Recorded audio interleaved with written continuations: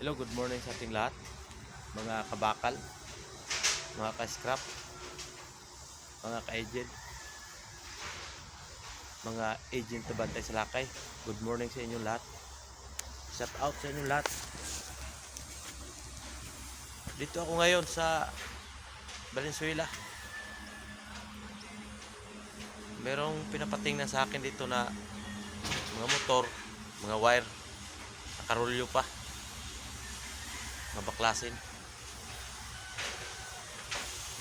Yung mga nagko-comment dito sa mga video ko, good morning sa inyo lahat, shout out sa inyo. Hindi ko na lang i-mention yung pangalan. May isang tao nag-comment, sabi sa akin,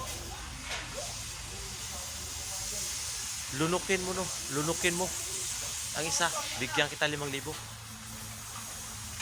Sabi ko, pwede ko naman lunukin. Bigyan kita 10,000, ikaw una lumunok. O, kung nakikinig ka ngayon, bigyan kita 10,000, ikaw una lumunok. Di ko alam kung bayar ka o ahinting bantay sa lakay.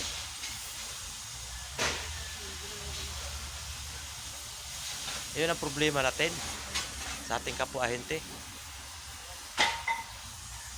Mag-comment ka, umayos ka para ayusin ka rin pag-entertain. Hindi yung kung ano-ano ang pinag-usapan na dito, scrap eh. Mga kalakal. Hindi kung ano-anong mga ibang sasabihin nyo sa akin. Nagtrabaho na ako ng maayos.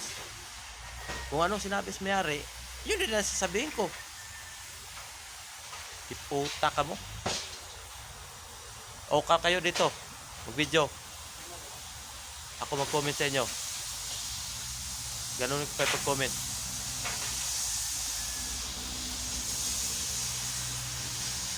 Ayos yung pagka-video ko, ayos yung pag-entertain ko, ayos din ang pag-comment nyo, ayos din ang pag-reply ko sa inyo.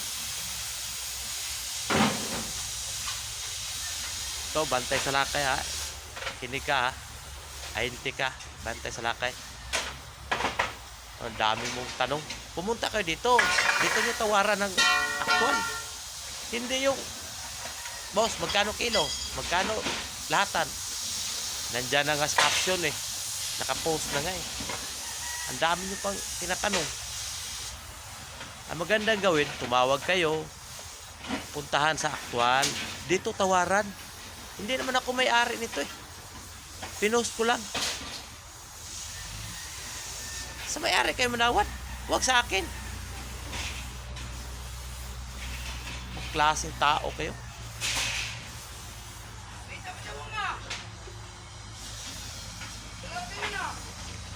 Tapos ikaw buyer ka.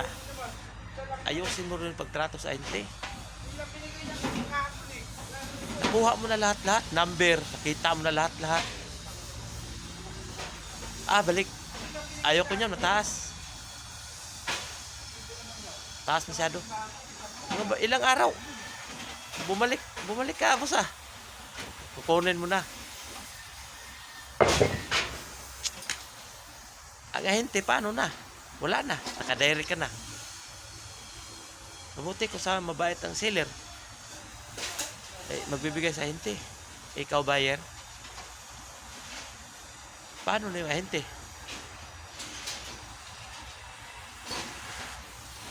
Mahirap yung ganyan. Kaya bago natin papuntahin yung buyer, lansahin mo na. Hindi yung kung ano-ano pang sasabihin. Kawawa yung ahente. Yung mga buyer. Hindi naman lahat. Meron ding buyer na mabuti ang loob. Buting kalooban. May buyer rin minsan nagbibigay ng panggas. Kasi siyempre, ahente, nagmumotor. May gastos yan. Sabihin naman sa iba, wala ka naman puhunan dyan. Laway naman puhunan. Mali yun, mali. May puhunan kami. Gasolina. Kain. Diba? Ikaw ay, alam ko, ahente Bantay Salakay ang nag-ano nito eh. Makinig ka. Pag-isipan mo munang mabuti bago ka mag-comment. Di na lang kita may mention dito. Tawagan ko rin Yeah, maraming salamat.